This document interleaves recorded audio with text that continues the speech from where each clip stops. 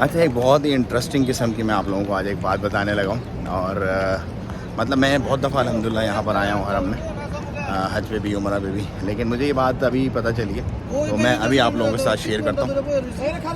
पूरे हरम में जो भी ये टाइल लगे हुए हैं ना, ये टाइल देख रहे हो, ये किबले की डायरेक्शन में लगे हुए हैं। आप हरम के किसी भी इलाके में घूम रहे हो, किसी भी एरिया में, आप इस तरफ हो, जैसे मैं भी ये वॉशरूम नंबर 6 के पास हूँ, सामने हरम है।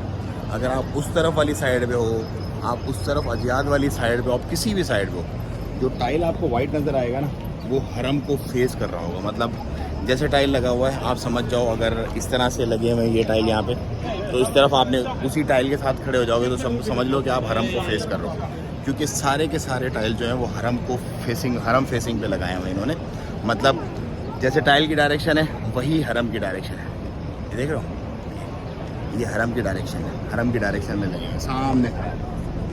तो ये बड़ा एक इंटरेस्टिंग फैक्ट है। और हरम इतना बड़ा है माशाल्लाह, तो उसके लिए ये एक आसानी है। मतलब आप बस टाइल की डायरेक्शन देखो और नमाज़ पढ़ लो।